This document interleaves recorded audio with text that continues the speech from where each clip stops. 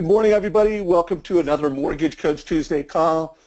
Everybody on this call, be proud that you have the industry's best mortgage app, the best tool to help families make great decisions. So every Tuesday, I bring in someone awesome, someone amazing, speakers, leaders, top mortgage professionals. You know, part of the thing that I love so much about what we do, it's our community. You know, we've got the best of the best representing Mortgage Coach, which really gives us a great opportunity to bring in great leaders and speakers. So this month, we've had an incredible lineup. This week is no exception. Last week, we had Todd Duncan. If you haven't listened to that video, it was one of the best. I mean, I've interviewed Todd, I can't even remember how many times. And last week's call really connected. We've got a lot of great feedback. I actually added it to one of our all-time best interviews and best of 2016. So if you're a manager, you're a leader, you have a team, even if you watched it, make sure your team watches it. Great piece of leadership. One of the big takeaways in the way Todd told the story, added value, is he talked about high trust story selling with Mortgage Coach. Said how it was one of the biggest disruptors to really unleash your sales success. I happen to agree with him. The concept of story selling when you're meeting with a realtor, you're telling them a story about how you helped a family, you're using the Mortgage Coach app to walk through that strategy. It's a must-do. Everybody needs to learn to do it. For next week, we have two amazing guests, Kelly Zitlow and Catherine Pedersen. I interviewed her a few weeks ago, but we're gonna talk about how they're doing CD training and how they're just doing training, you know, with realtors, how they're doing events in their local markets and how that's positioning. So don't miss that call. Today, we have two amazing guests. I have interviewed Brian Krutzenberger multiple times. Brian, your last call that we did together, I think, has been watched over almost 300-400 times. And the first interview we did together is trending towards 2,000 views after the call. So really appreciate all the contribution and value to our community. Yeah, absolutely. I'm excited to be here. Well, for this first half of the call, think of it as you and I being co-hosts. We are going to together interview Renee Rodriguez. Renee has been a good friend of mine for more than a decade. I first met Renee in the Loan Toolbox world. Renee, welcome to the call. I'm excited to have our first Mortgage Coach interview together. Thanks, Dave. It's been a long time and looking forward to it. Yeah, no doubt. I'm really looking forward to having you in this community. So for those of you who do not know Renee, he's trained and led, mentored, coached hundreds, if not thousands, of mortgage professionals. But the other thing that I think makes him special and unique is he's also, you know, facilitated all types of training, all types of change management initiatives with corporate America. So he brings a professionalism to our industry that I think is uncommon. Of course, Renee is an expert in our industry. You know, he's been on the cover of the Niche. He's been in, I don't even know how many magazines. I always read your articles, Renee. I either learn something new or you remind me about what we should be doing. So before we kick this off and I hand off the desktop share for you, if you could just tell everybody a little bit about, you know, your passion as a trainer and change agent in this industry, and then we'll get into the prepared strategies. You know, it's first of all, thanks for those words. And what my passion, Dave, is sales. I believe is what turned my life around when I got cut from basketball, and when I realized that basketball was a sport that I could only be as good as coaches would allow me to be. I could work as hard as I want, but if I didn't, and I wasn't allowed to play, it didn't matter. And I met one of my mentors who was a CEO of a $25 billion company, and asked him. I said, if I want to be in your shoes when I grow up, what's the one thing I got to learn now? I was 18 years old. And he said, Renee, you learn how to sell. If you learn how to sell, you'll always be employed. And at 18, I didn't ask any questions. I went and pursued that and realized that salesmanship, professional selling is something that truly makes the world go around. It makes lives happier. It solves problems. And the mortgage industry is a ripe arena for getting back to sales professionalism. I think low interest rates have gotten a lot of us away from what it really means to create value. And so today I'm just going to be talking about the basic things that successful people do that are also non-negotiable. So these aren't new ideas, but these are non-negotiable things that I think a lot of people forget about. And so We're going to be covering a lot of those things, and I think it's going to be great to have Brian following because he's going to get into some real tactical, implementable things that I think are going to be really exciting. Fantastic. So, by the way, you heard Renee as he teed it up, non-negotiables. I've interviewed hundreds of the nation's most successful mortgage professionals, and there are some common themes, and one of those themes is just consistency. They have consistent ways that they deliver amazing experiences to borrowers and realtors and referral partners, and they do them consistently. So, Renee, rock it out. We see your blue screen, and we look forward to having you go through this. And again, Brian, I want to remind you, if you have some color to add or some questions for Renee, don't hesitate to jump in. All right, great. Awesome. Awesome. Yeah, absolutely. If you have any questions. So really what we're talking about is professional selling. So I want to come back to that because it's a topic I think we've talked about and we hear about and we learn about. But I want to go back to a visual that was very powerful for me. And it's this concept of alignment. I think we all begin the year making goals. And we set out, this is what I want to achieve, whether it's financial, whether it's health related, whether it's, number of whatever our business plan is. And oftentimes what I see is that a lot of missing elements according to that goal just aren't in alignment. And so what I always begin with, before we talk about anything inspirational, before we talk about anything that really is implementable, we have to get and create some alignment. So what are those goals? And let's get really clear on those. But let's look at all of the things internally, not even just physically or mentally internally, but from a business and how you run your business to align to reach those goals. And so that goal of being a sales professional is really what I'm identifying and talking about here. And I always find it fascinating that there are some people that take a pride in being professional, and a lot of people they want to rename their title to a consultant or anything like that. But there's something beautiful about really claiming the fact that I'm in sales. I'm here to drive an idea. I'm here to communicate something I'm passionate about, and here to really, at the end of the day, create and uncover value. A lot of things I'm going to be talking about also apply to leadership and management. If you were to ask me, Dave, 5 years ago or maybe 10 years ago, what the biggest missing piece in the industry was, and I would have said it's salesmanship. People aren't selling because of the low interest rates. Now, if you were to ask me, we're missing sales leadership. We need sales leadership. This is the only industry that I've ever seen that pays and hires outside coaches to do the job of a sales manager. I've never seen it anywhere else.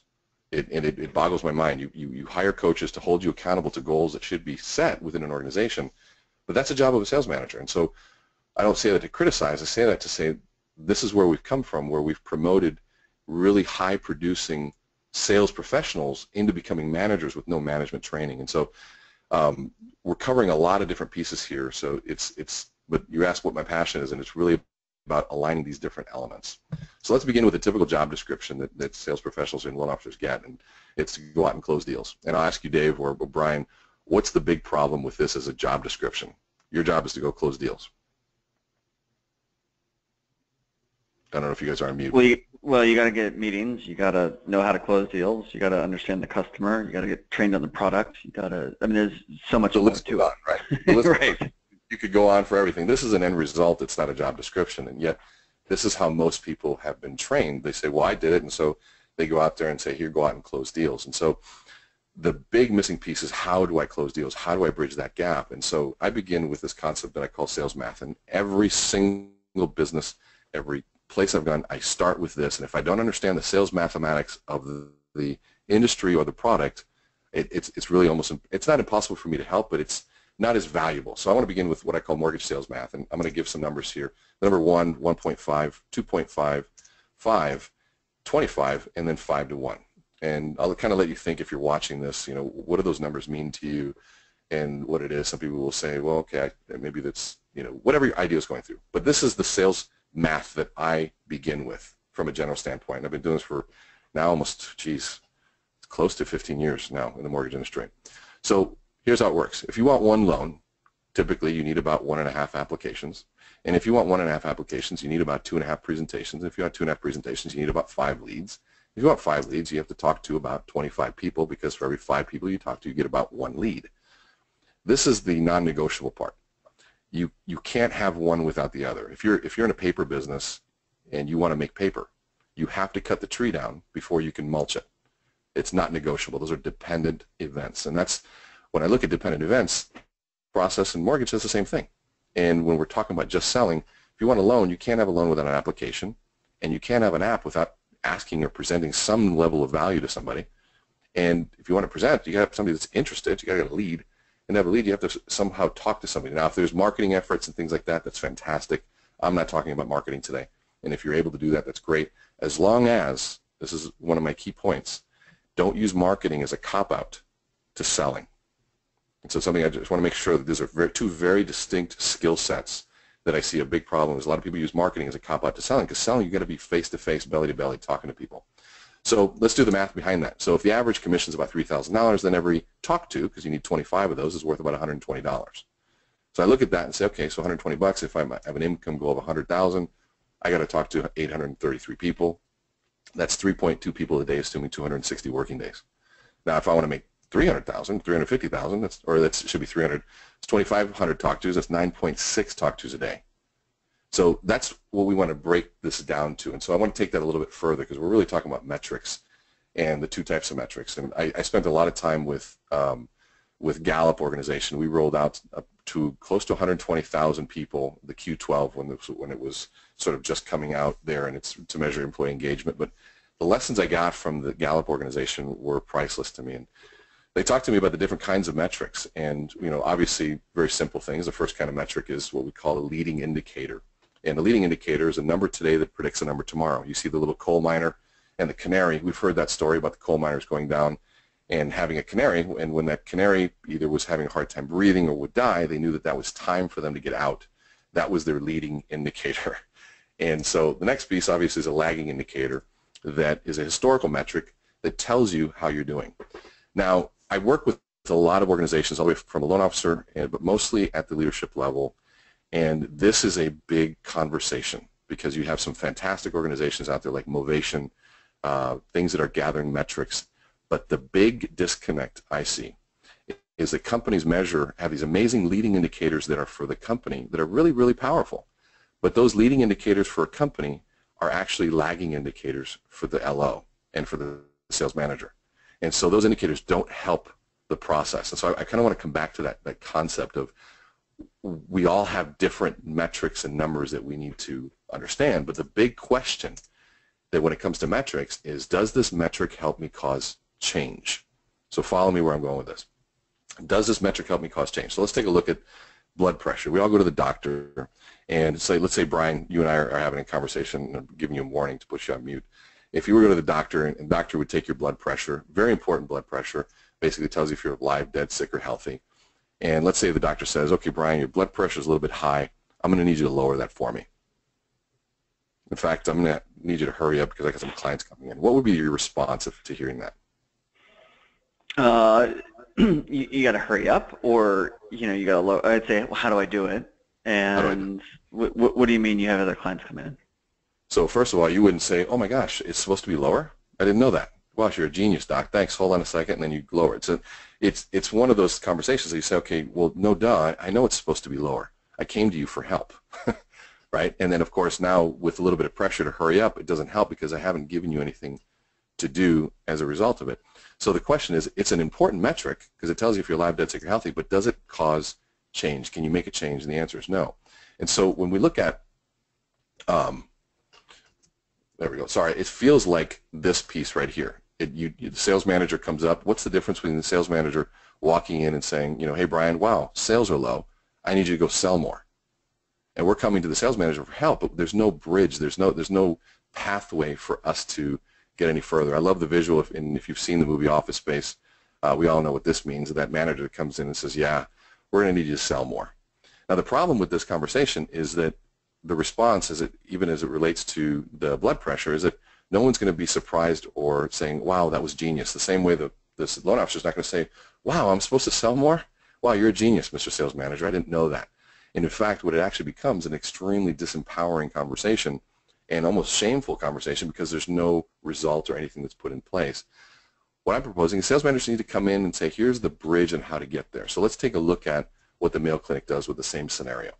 You go into the Mayo Clinic, and the Mayo Clinic takes the blood pressure, obviously, and says, okay, Brian, the blood pressure is a little bit high, but hey, you know what? Don't worry about it. Here's what I want you to do. I want you to follow this 3-step process. I want you to breathe in for 3 seconds, and I want you to breathe out for 4. I want you to breathe in for 3. Let's practice, and we breathe in, breathe out, and I catch your metrics, and I say, you know, Brian, that was 2 in and 2 out. I need you to be 3 in and 4 out. And what happens if you actually do that for about 10 minutes? What would happen to your blood pressure? I'd imagine it'd probably go down. It'd probably go down. And the reason is I gave you a metric of something that you can actually cause change to, which is your breathing, and you can control it. And so if you breathe in, 4 out, it has an indirect effect to it. And so the question that we beg to ask, of course, obviously, is what's the breathing of selling? What's that thing that no matter what is going on in my career, if I'm in a sales slump, whatever it is, that I can always go back and control? What's that metric? And so I go back to the sales math concept. If you look at these things and take a wild guess, obviously the talk-tos is that breathing. It's that piece. If somebody says, well, what about applications? I say, great. Stop what you're doing and go take a nap. And they'd say, well, I really can't because I'm not around. I say, okay, so then presentations. Well, present. Well, who are you going to present to? Somebody who's a lead. The only thing that we can control is the amount of people that we talk to.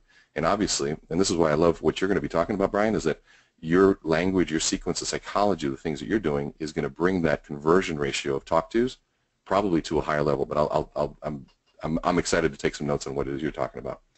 And so this is really just to get clear on what we mean by those fundamental pieces is how do we talk to people? And then obviously the clear connection to mortgage coaches, that's what a phenomenally powerful way to actually have a talk to a presentation that converts even more when you have something more powerful. But we'll get to that in a minute.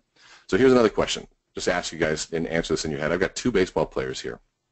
In your mind, which one of these do you think is going to do better? You got the one over here that's got on the left side that's got a horrible baseball swing, and you got on the right side here that practices the perfect baseball swing each and every time. And I mean, it's just an ideal swing. And I ask this question to thousands of people, and more often than not, I always get people saying the guy on the right practicing the baseball swing. Well, the person who's going to do better is actually the guy in the game. He may have a horrible baseball swing, but he's actually in the game. The guy on the right's not even in the game. That's stuck trying to learn too many products, getting stuck in what we call over-preparing. And so I talk about that piece to say, okay, we're looking at the beginning when we understand our sales math. Anytime we're starting with people, we say, let's make up in numbers what we lack in skill. Let's look at activity results in the beginning. Later on, we'll work on quality of results, which is the conversion ratio within each one of those activities. But in the beginning, the activity, that's the thing we want to focus on. And later on, we'll work on the quality. So I know so many people that have this amazing Hall of Fame swing, but they never get out on the actual field to play. They're stuck behind closed doors. They're great with people, but they don't ever get out to bat. And so I want to identify the difference between those people and what we're talking about is what I call the order taker. And the order taker is somebody that facilitates a transaction that would have happened anyways versus, and I also call them vending machines, and vending machines get very, very lonely when interest rates go high. Versus a sales professional is somebody who creates sales by uncovering value that's not seen. And so very big difference between the red and the green. I also call the order taker somebody who's an externally focused victim. They look at the external world and they're a victim of it, so they say things like the market is slow, therefore I'm not selling as much. The professional says, or their professional has what we call an internally focused proactive, and they say things like, I need to make more phone calls and start asking for more deals. Very different philosophy. The victim says, yeah, they need to give me better pricing. I get better pricing, I'll sell more. The proactive professional says, I need to ask better questions and add more value. The victim says, yeah, Renee, I know how to overcome that objection. Where the professional says, wait, how'd you overcome that objection? They pull out their voice recorder and they record it and practice it because they're never done learning. So when we look at this piece, we know that we all fall on both of these sides, and obviously when interest rates go low, we tend to fall on this order taker side because we have to gather that business, and I'm all for it. But let's not lose sight of what happens on this green side. And we all know where more money is being made, where actually clients are even happier, is over on the green side. So let's define a few terms before we get into this, and I can definitely open it up for questions on this next piece. But a sales activity, it's something that we control. It's proactive. It's not something that happens to you. So if I pick up the phone and call somebody, it's a sales activity. If somebody calls me, it's not a sales activity. That's called great marketing or luck, either way. And so if we think about the sales process of getting a lead, we take that lead to following different dependent events, kind of how we talked about before, into close, then we know that those 6 steps are activities, things that we control. And that's such an important thing as sales professionals to have is to understand what we can and what we cannot control. Last time I checked, most of us don't get a salary, so we've exchanged our predictable income in exchange for us wanting to have some control over our life and the way we spend it. Now, that's a good thing, but it can also be a devastating thing if we don't spend that time in the right places. And so those activities are the dependent events that need to happen to get to close. So the next two words, which have become probably the two most important words that I share with my clients, it came from a great book called Action Selling. And he talks about what's called a commitment objective. And a commitment objective has a long definition, but it's actually worth really understanding. It's the goal of each selling activity. So if I'm looking at activity 1 to activity 2, there's a goal in between each one of these that requires the client to make a commitment. And so this goal requires a commitment that both of us have to agree to take an action that will let us both move forward to the next step in the sales process. This is what probably is responsible for most slow sales cycles. Why sales professionals don't sell, or why salespeople don't sell, is because they don't understand their CO. They don't understand their commitment objective, why they're engaging in something. I hear people go to networking events all the time, and I'll ask, okay, great, what's your objective, what's your commitment objective? And they say, well, it's just a meet and greet. And immediately I know it's a waste of time for them and anybody they talk to, because there's no objective for going there. When I sold cookware door to door for 5 years, this is $2,500 out of cookware. And when we worked a trade show, we had only one way to measure success, and that was through a ruler. How high was our stack of leads? And when we knew that it wasn't to go sell something, make appointments, it was literally to just generate leads and give out free gourmet dinners. And if we knew we had that, we could call and set the appointments and follow our process. But we were clear on what our commitment objective was. Challenge is commitment objectives, they change from activity to activity. So from 1 to 2, it's different than from 2 to 3, and from 3 to 4, and 4 to 5, and so on. And so we need to get clear on not only what the activities are, but also what the objective is, or the milestone in between each of these activities. And you heard me talk about non-negotiables in the past. When I say non-negotiables, I mean that whether you understand what I'm about to go through or what I'm talking about, whether you've seen it before, it doesn't matter. You're already engaging in it. If you've ever made a sale, you've engaged in these activities. And so I ask people all the time, I say, have you ever watched another salesperson that has access to the same training, the same books, the same pricing, the same products as you do, but for some reason they're selling so much more? And it feels like you're running just as hard as they are, but it feels like you're not going anywhere while they're just collecting. And it comes down to productivity. And productivity is measured about what activities actually drive value. There's so many ways to be busy. And I can't stress this enough. There's so many ways to be busy, and it's so easy to confuse being busy with being productive. And it couldn't be further from the truth. So part of what I'm trying to do is shine a light on these things and say, these are the only 6 ways that you make money. When I was taught these skills, it was something that my manager said, Renee, anything else that you do is a complete waste of time. And he asked me, he said, Renee, are you a for-profit or non-profit? I said, well, I'm a for-profit. I said, so then you have to understand how to make money. This doesn't make you greedy. This doesn't make anything. This is just about understanding that you're in business, you have expenses, you have bills, but now for you to be able to make money, you have to add value, and more value than what you're asking for. Those were just fundamental lessons that were there, but also what they did for me is they made it okay for me internally to think about sales process. And anytime that I'm off sales process, it created such a pain of knowing that I was wasting my time. And here's the thing. When you waste your time at work, really what you're, because the only thing that you invest, and when we talked about productivity, what you're investing is your time and your energy. And if you're investing money, that's great. But if you waste that, you're wasting time and energy. Let's just say money you can always get back, but time and energy, let's just even talk about time. Who are you taking that from? You're taking that from your family, your friends, your hobbies, your life. And so this becomes something very important about how you spend your time every day to be successful.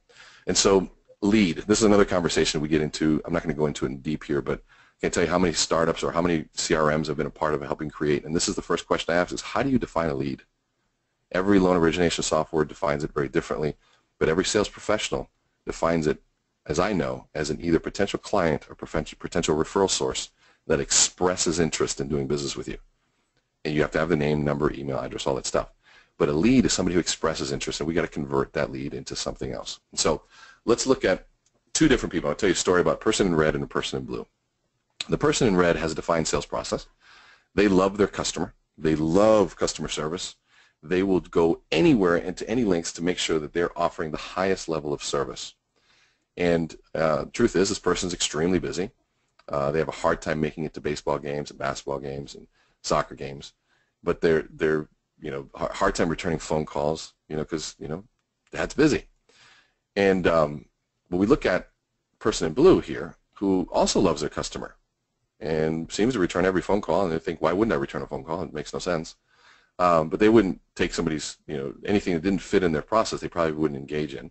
So let me ask you, which of these two, or excuse me, not which of these two, what is the real difference between these two? And when I ask that question, everybody says, well, one has a defined process, one doesn't. One life is simpler, one is not. And those are all true. But those reasons and rationales aren't sexy enough to sell you on the importance of sales process. And let me say that one more time.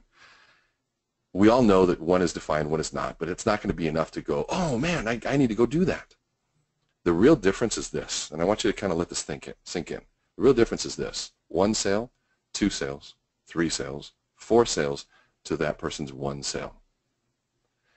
Think about that for a minute. I'm going to let you watch that one more time. The difference is 1 sale, 2 sales, 3 sales, 4 sales to the other one's 1 sale.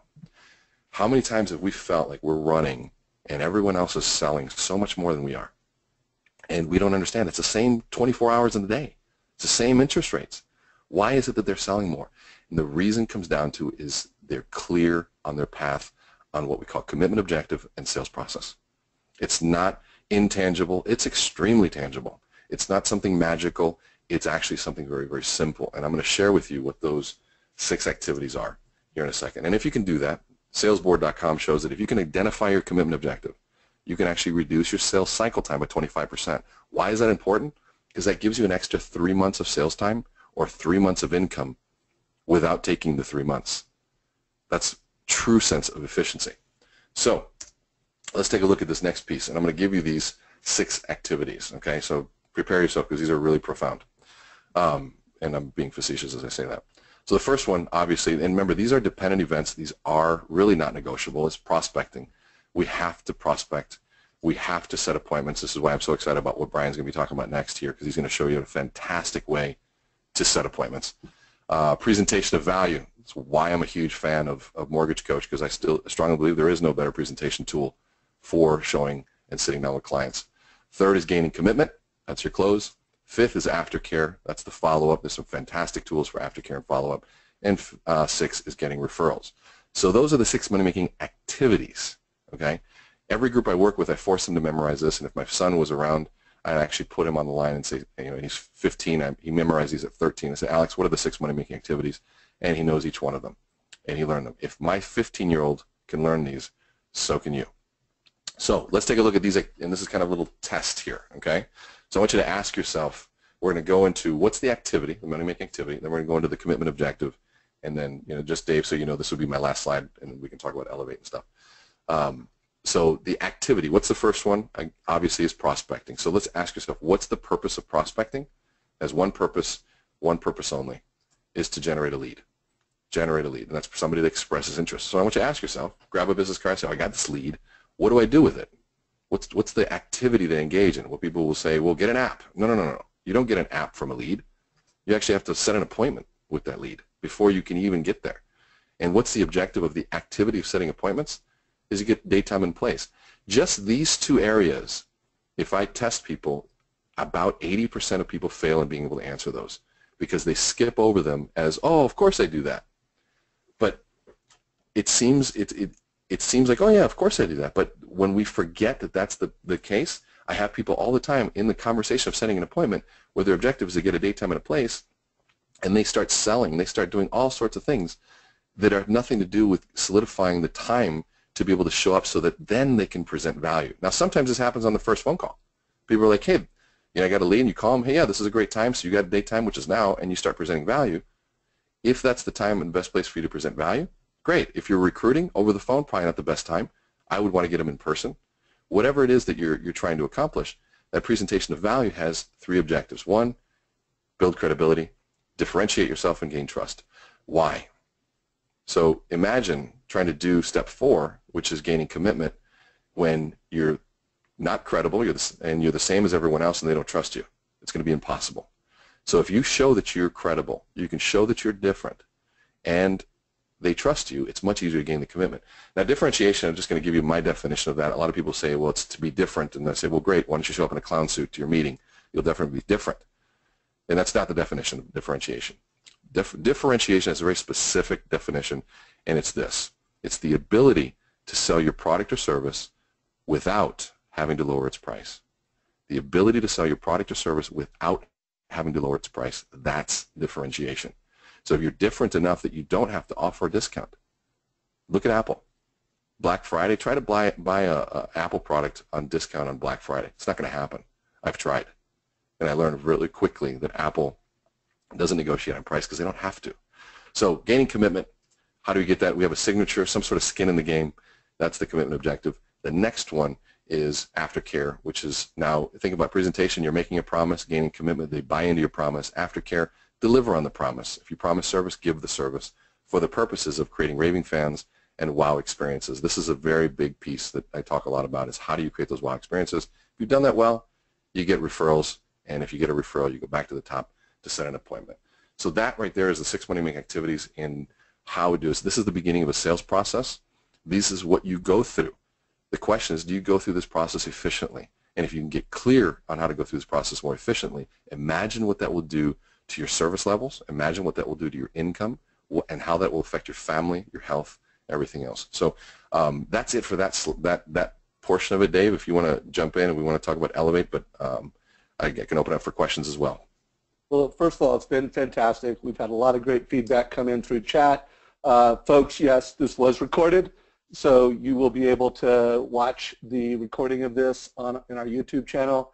And Renee, if you could forward me the slides afterwards, Sure. We'll convert them into a PDF. And folks, in the handout section of this GoToWebinar control panel, we will have the handouts for both Brian's presentation that's coming up within minutes and what we did with Renee. So folks, I'm a huge fan. I think a lot of this was basic. Let's face it, we all need reminders. I mean, I've been selling my entire life. I like to think I'm a process-driven sales leader, but I can use reminders, and I got some great takeaways. So thank you, Renee. Renee, you got a big event coming up, Elevate. I'm going to be there. Joe Patura, our president's going to be there. We're getting behind this. We're rolling out the Spanish version of the total cost analysis at this event, so it's pretty exciting for us. If you wouldn't mind just giving folks a high-level overview real quick, and then Brian, be on standby because I'm going to share your desktop in just a few minutes. Renee? Absolutely. Well, we couldn't be more excited about the Elevate Mortgage Summit. NAHREP is the National Association of Hispanic Real Estate Professionals, but they're far more than just being a Hispanic organization. They've got over 26,000 members. 30% of them are in the mortgage industry, and they came to me and said, we want to do a mortgage event that isn't just for Hispanics. It's really to show that we're doing something different in the industry, I think. And so we looked at this event, and I shared with them the 6 money-making activities. So the entire event is really designed around these 6 points. And each speaker is designed and chosen to talk about each one of these elements. So you've got people like, we get to him real quick, Darren Hardy, David Stevens, President and CEO, but Darren Hardy is a fantastic, and I think, Dave, you've had him on your show before. Is that what you said? Yeah, well, not only have we had Darren, Darren and I did an interview a couple weeks ago.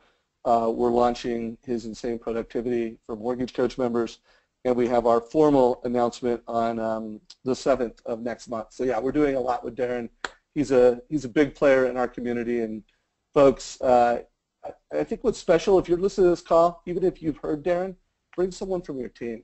This is going to be one of those events where you want to bring a couple members of your team, your production partner, and knowing the tie-in that there'll also be realtors there. Maybe the mortgage event isn't for realtors, but I do think it could be a great experience from a team perspective. We're going to have a lot of realtors there as well, and so but to your point, Darren's going to close out the event. You've got Steve Harney, which you and I both are huge fans of, and I think is from presentation material and the infographics and current information. He's going to be giving some great presentation of value stuff. We've got myself kicking it off and ending it. Sue Woodard. We're having some really fun pieces that are happening there. The last slide. I don't know if you can see it there. If you can put there you go. Yeah, perfect. Yeah, just hit register. If you go to elevatemortgagesummit.org, O-R-G, and you know what? I think Dave, I can give away a discount here. I might get in trouble for it, but I have because this event is limited at 800 people, but for I think it's till the 25th. I have a discount there. If you put in Renee 100, RENE 100 in your discount code, you get $100 off. And for $50 more, you can actually go to the NAHREP convention, which has over 4,000 real estate agents attending. So I tell people, go learn what you can from this, the Elevate event, and take all those learnings directly into the NAHREP National Convention. But if you use that code Renee100, it should give you $100 off. Beautiful. So let's, Renee, let's make sure we put a link to that in the go to webinar control panel. And Marcy, if Renee doesn't do it, if you can make sure he does it. So we'll put that in the chat. Renee, you completely crushed it. Obviously, you know, the concept of presenting value, building credibility, differentiation, and trust is near and dear to my heart.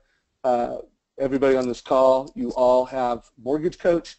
You all have the ability that when a family is getting into mortgage debt to give them options that show up on their mobile devices.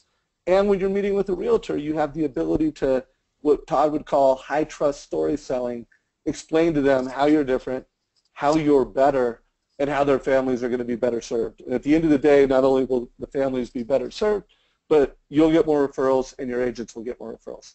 So let's transition. You know, we're going to really focus for the next 25, 30 minutes on setting appointments.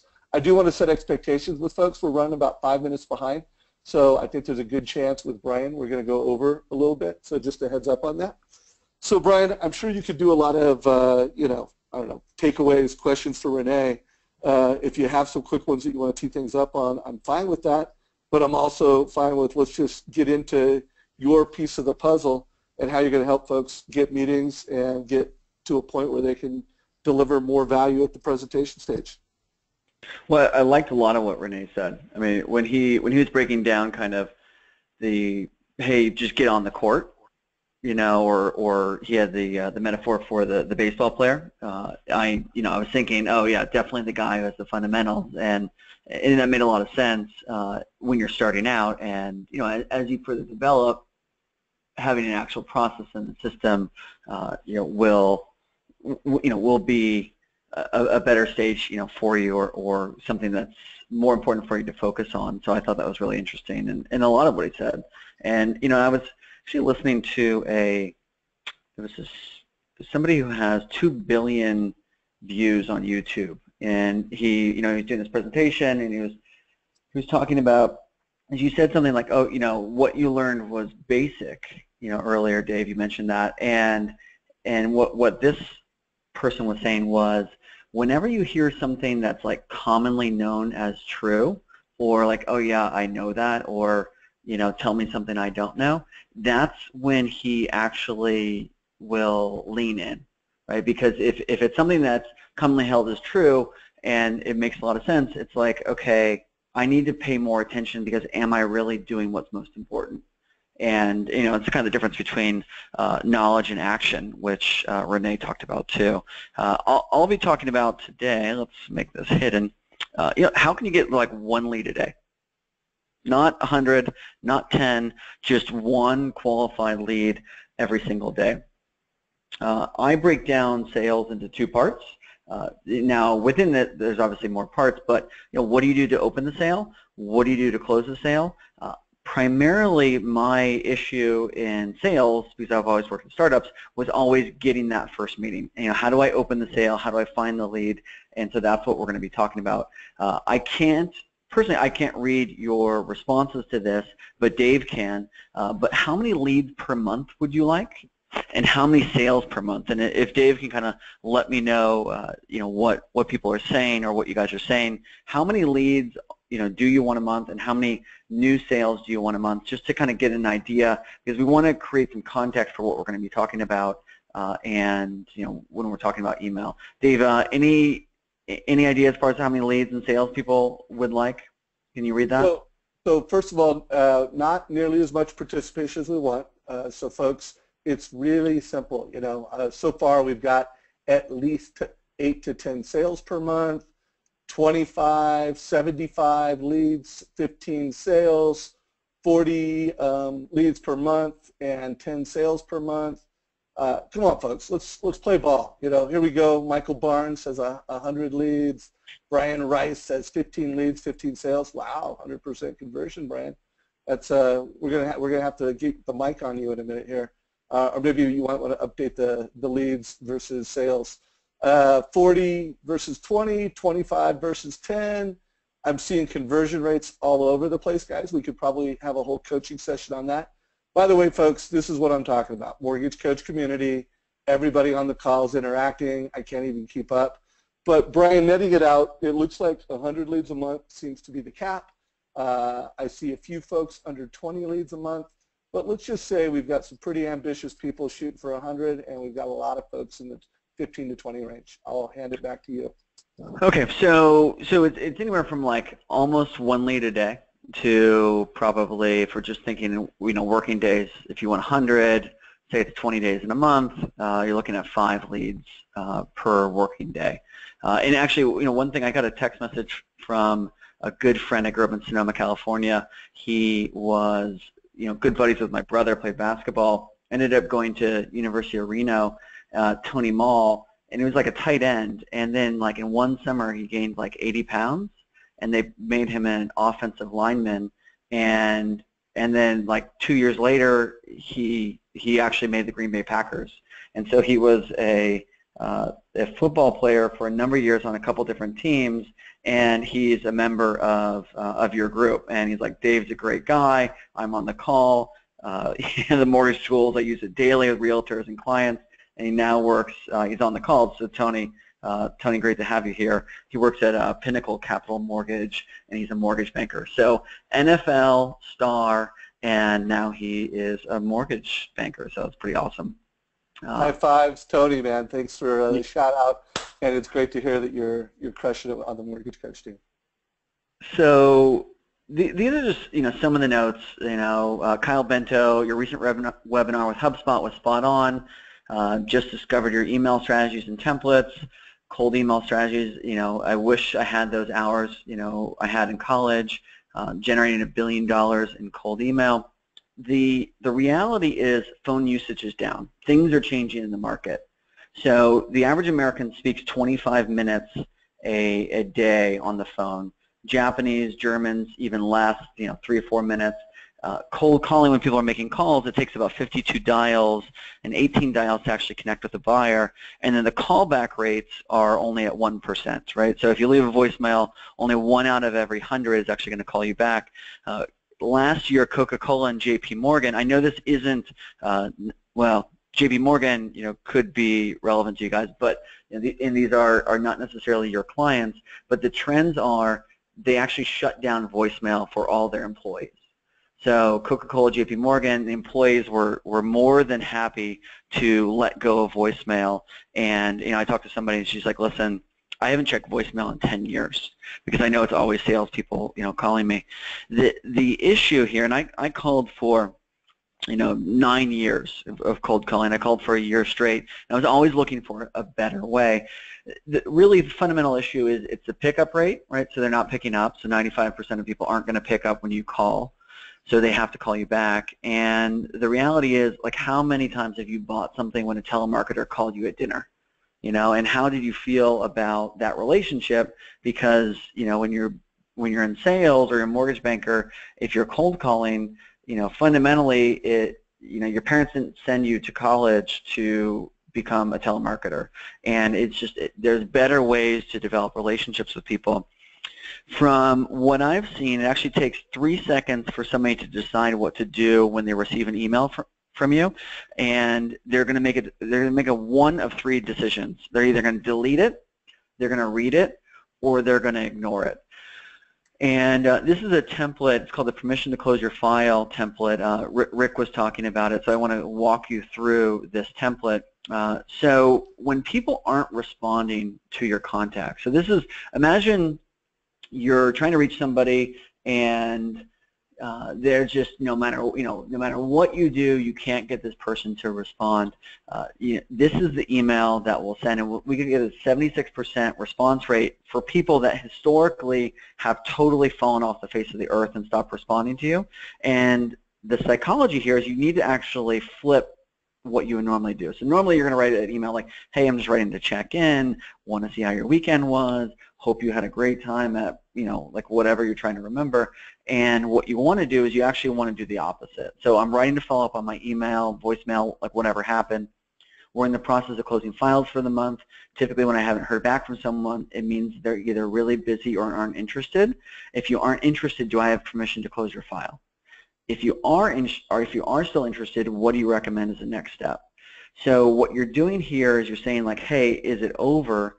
If so, that's okay. And you're also giving them the space by saying, hey, I'm not making you wrong. You're probably not responding because you're really, you're really busy. And what will happen is either somebody who is interested will write you back right away and will respond, or they'll say, hey, I'm not interested, thanks, thanks so much. The benefit there is you just don't have to spend the mental energy.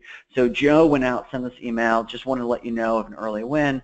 I've been prospecting, as I get my copywriting agency off the ground. Before getting your course last week, there was a cold email, or there's a cold lead I'd follow up with for 2 months with no response. Sent them a close your file email this morning after ripping it from one of your coaching calls. You provided, by lunchtime, the meeting was set, and I'm presenting in front of the decision maker and the team in 2 weeks. We'll keep you posted. So this email is like, it works like magic. So it's one of those instances where you can actually use a template. You can't use a template when it comes to cold emailing, but you can when it comes to follow-ups. And the reason there is because, yeah. Hey, I want to jump in on a couple notes. So one, I've had a number of mortgage professionals from the last call that we did pile on with success stories of how they've used this with a family that's gone cold on them, and anything from they've got a response with clarity on why they didn't go with them. So also we've implemented this in our sales process here at Mortgage Coach. So there's a whole lot of loan officers that we're able to help because we've just been able to net it out. So we're using this.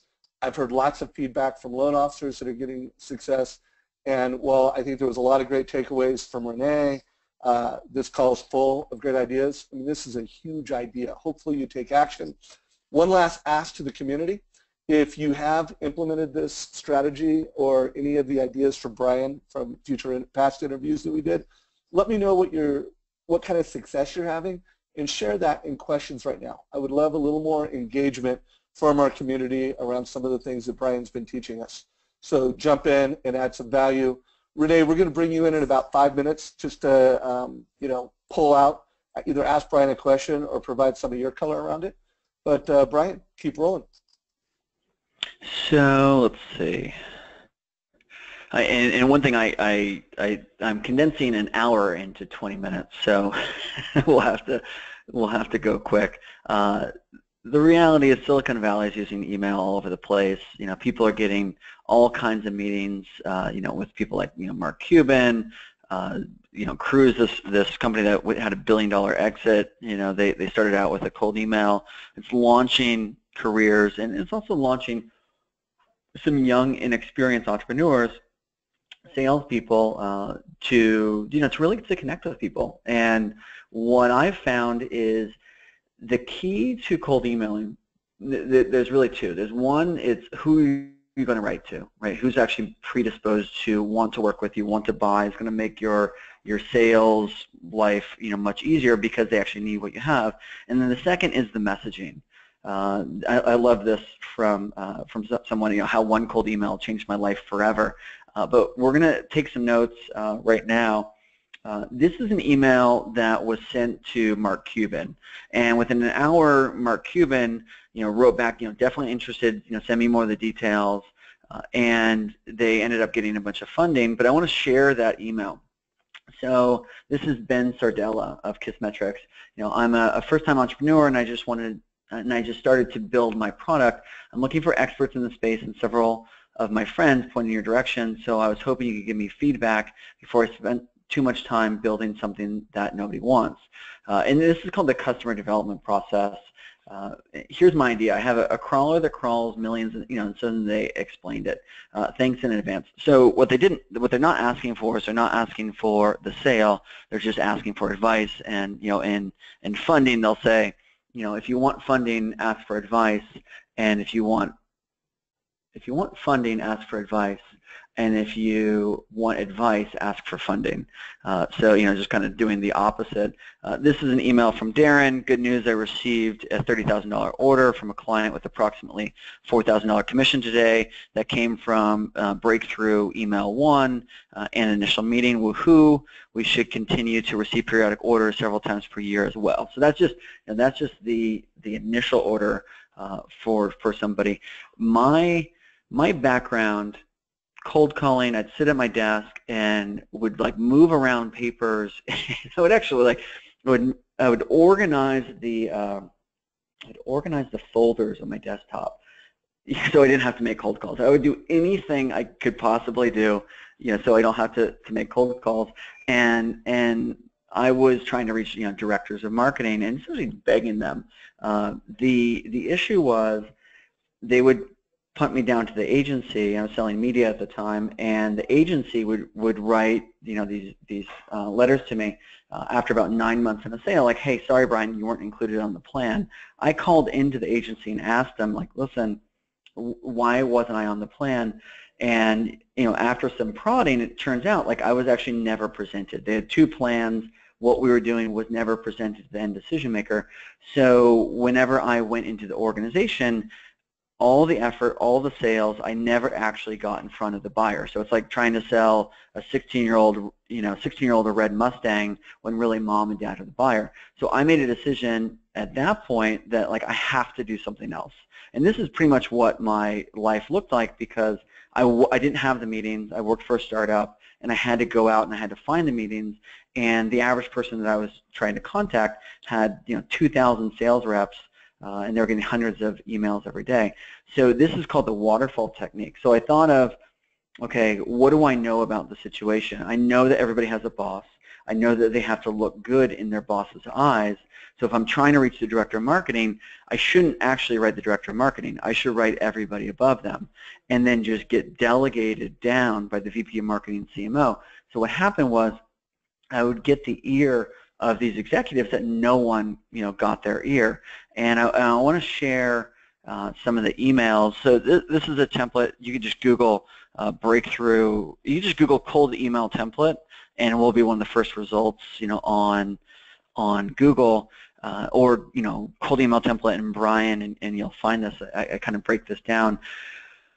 We don't really have time to go through the different elements of the template, but even changing the word order, or the word, say from calendar to schedule, increases the response rate, because people, when they think in terms of schedule, they think of to-dos, the to-do list and hours in the day.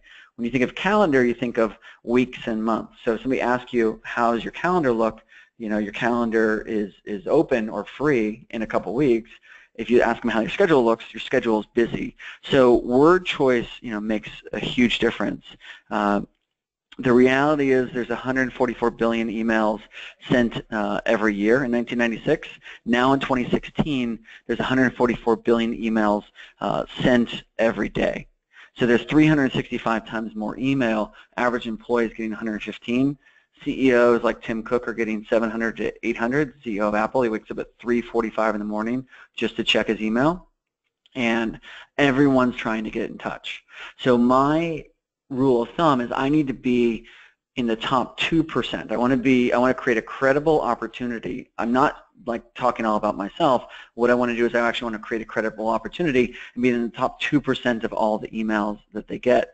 Now, the average employee actually checks their email. That's incorrect. It's 36 hour.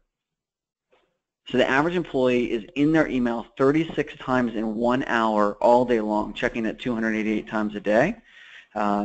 This is a note from Adrian. I'm a freelance video producer and have been in a dry spell. A week and a half ago while researching cold email, I came across your free template named, Cold Email Template 2.0 Revised. Having already compiled a list of about 50 prospects, I decided to use your template. The first prospect called me within an hour of receiving the email. The second never responded. The third emailed me back 2 days later this morning and requested a meeting this coming Monday. That's when I knew I'd purchase your course. The email you sent earlier today about the price raise served as a reminder. Here's an email from Mark, and let's look at this email. I'm writing in hopes of finding the appropriate person who handles marketing. I also wrote to this person in that pursuit. If it makes sense to talk, let me know how your calendar looks. Value proposition. Right now he's going into why do you, what's in it for you? Here's the email he got back. And this is from GSK Novartis, which is a huge billion-dollar company. Thanks, Mark, for sending an email with actual details about your product. I get about 900 solicitations a day, and I never know what the vendor can do for me. Can you show me an example of the ad? Mark wrote this to me later. He got a team in the Philippines to actually send out emails for him, and there's some systems you can use to send out emails. The key is you need to get the messaging right, because no one's going to respond unless the messaging is correct. I sent out an email this morning to Fortune 1000 customers across a handful of verticals and have been averaging a response a minute since 8:40 a.m. when the campaign started. Freddie is all over it. I'm sitting back and enjoying the day. Freddie is his guy in the Philippines that runs these campaigns and sends all the emails.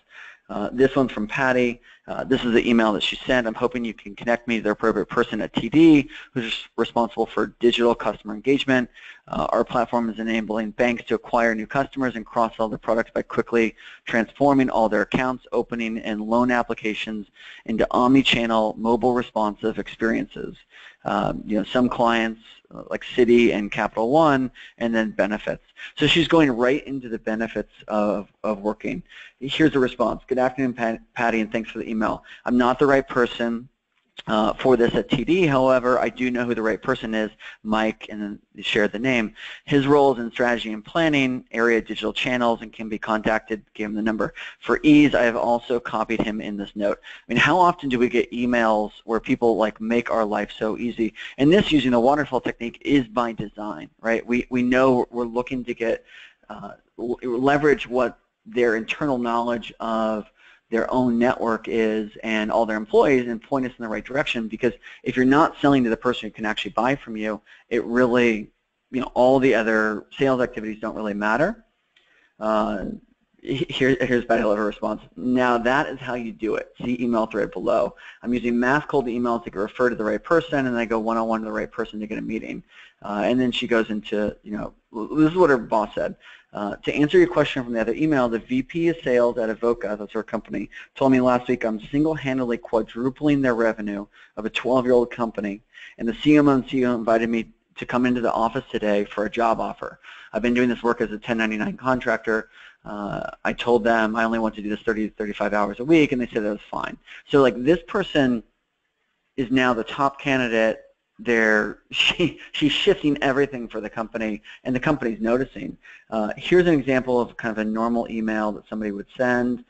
I left you a voicemail, but this is something that somebody would send before going through our training. I left you a voicemail, but I thought connecting through email might be easier. I did some research on your company and believe that you would be the right person to speak with regarding supplier vendor risk management. Our clients include some of the largest, and this is like a snooze fest, right? All the person has to do is delete, because the other person just doesn't care about you. And all the emails that I look at, kind of the first round of emails, people write all about themselves, and the other person that you're writing to, they only care about themselves. And I love this email from Trudy. Trudy's I don't know if you can see her image, but she's like a grandma. And she's like, those are all, as you commented, poorly done. During this year, I've consistently been receiving cold emails, and frankly, they're annoying. It's quite obvious that they're just emailing in bulk with no thought to the business size or possible need of the person company is receiving. I delete them. I equate it to someone throwing seeds out in some dirt and hoping something sprouts. Keeping up this practice will lead to starvation. This is a spray and pray approach, which is what most people do, and ultimately, you need the right message to get somebody to respond. This is what people are thinking when they actually open your email. Is it for me? Do I understand? Do I care? Is it worth my time? And what should I do? Tim just sent first cold emails with his strategy and have a request for a meeting less than 20 minutes after sending. Great tips on how to write a compelling email. It's awesome. Testing breakthrough email templates. Excited to see what happens. They're cold emailing master. I've tried a couple, samples from the webinar. Want to know if the system works. Have you tried the full system? So we have a course. I'm going to actually, I talked to Dave. We have a pretty awesome offer today. And this is what you should be getting when you're sending emails. This is a sample that we'd done for a company. We did about $4 million in sales, but what I want you to look at is the response rates. So 80% response rate, 46% take a meeting, 26 become a customer or a sale. So these are kind of the benchmarks that I want you guys to hit. So if you're getting 5 to 10% response rate, then the question you have to ask yourself is, what are you not doing that you could be doing to get a higher response rate? And why is 95 or 90% of people essentially saying, hey, I'm not interested? And how do you actually get them interested in what you offer? I wrote 15,000 emails over 7 years, like individual emails, to get people to start responding. So, it's kind of based on a lot of A/B testing. Just bought the system, used the appropriate person a handful of times, already today setting meetings nonstop. Thank you, I got terrific response rate on cold emails. You can get consulting projects, you can get jobs, study the course. These are just kind of stories of people. This is the breakdown. So there's 4 modules of strategy, research, emailing, and I believe that is follow-up. But this is what's actually the process. So you might want to know, like, hey, how long does it take? What's included? What should I expect? It takes about 6 to 8 weeks to set this up. The first thing you're going to do is you're going to interview your customers, because that's where the messaging is. You're going to select the high-value customers. You're going to delegate the work. You can get an intern or somebody in the Philippines to do all the legwork for you. So as Renee said, you actually, you're building systems, and somebody else is out there generating all the leads for you once you develop the messaging, and and anyone can do it. Then you're researching your target, you're getting email responses, you're automating the follow-up, and I'll share a couple of services that are included. You're